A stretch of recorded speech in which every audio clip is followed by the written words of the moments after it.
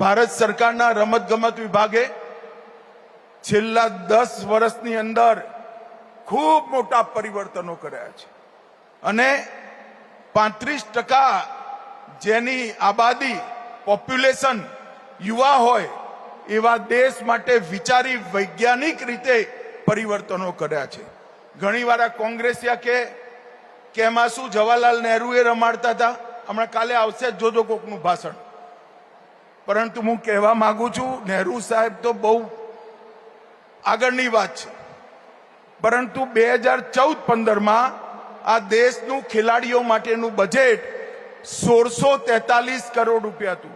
જરા જોરથી બોલો ભાઈ, કેટલું હતું? અરે એમ ના ચાલે ભાઈ, હું ફરીવાર બોલું છું, 1643 કરોડ રૂપિયા હતું. કેટલું હતું? અને મોદી સાહેબે 1643 થી વધારી 5300 કરોડ રૂપિયાનું બજેટ આપણા ખેલાડીઓ માટે કર્યું છે. આ સ્કેલ જે છે એ દેશમાં સ્પોર્ટ્સ કઈ રીતે આગળ વધે એના માટે છે.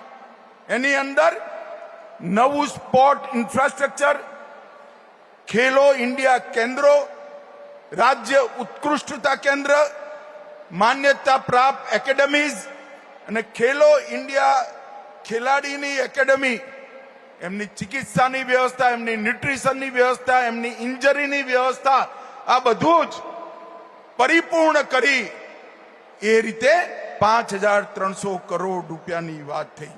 ખેલો ઇન્ડિયા યુનિવર્સિટી ગેમ્સ ચાલુ કરી, ખેલો ઇન્ડિયા પેરા ગેમ્સ ચાલુ કરી, ખેલો ઇન્ડિયા વિન્ટર ગેમ ચાલુ કરી અને 2025માં મનસુખભાઈ અહીંયા બેઠા છે, નવી ખેલ નીતિ લાવી ખેલના જગતમાં ભારતને સર્વોચ્ચ બનાવવાની એક સુગ્રથિત નીતિ લઈને આવ્યા. આ નવી સ્પોર્ટ્સ પોલિસીના 5 મંચ, એક વૈશ્વિક મંચ પર આપણે સૌથી આગળ રહીએ. આર્થિક વિકાસ પણ ખેલના માધ્યમથી દેશનો થાય, સામાજિક વિકાસ પણ ખેલના માધ્યમથી દેશનો થાય. ખેલને, સ્પોર્ટ્સને સ્પોર્ટ્સ તરીકે નહીં, એક જન આંદોલનમાં બદલવામાં આવે અને શિક્ષા સાથે સ્પોર્ટનું એકીકરણ પણ થાય, એ પ્રકારની વ્યવસ્થાઓ કરી છે.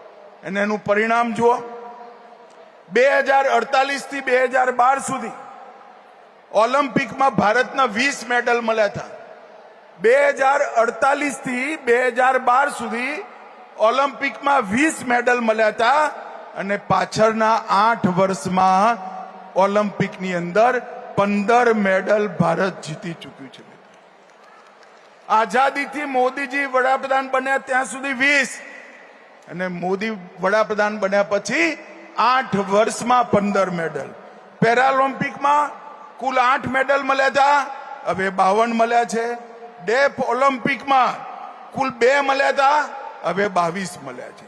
આનું એકનોલેજમેન્ટ, જે મુવમેન્ટ ચલાવી ખેલો ઇન્ડિયાથી, ફિટ ઇન્ડિયાથી, એનું એકનોલેજમેન્ટ આજે મેડલના રૂપમાં થઈ રહ્યું. ટોપ સ્કીમ, દરેક ખેલાડી જે ઓલિમ્પિક રમવાનો એને મહિને 25,000, કોર ગ્રુપ માટે 25,000, ટોપમાં જે ઓલિમ્પિક રમવાના એના માટે 50,000, કોર ગ્રુપ માટે 25,000. આ પ્રકારની વ્યવસ્થાઓ નરેન્દ્ર મોદીજીએ કરી અને એના પરિણામ સ્વરૂપે આખા ભારતમાં સ્પોર્ટ્સનું વાતાવરણ બન્યું છે.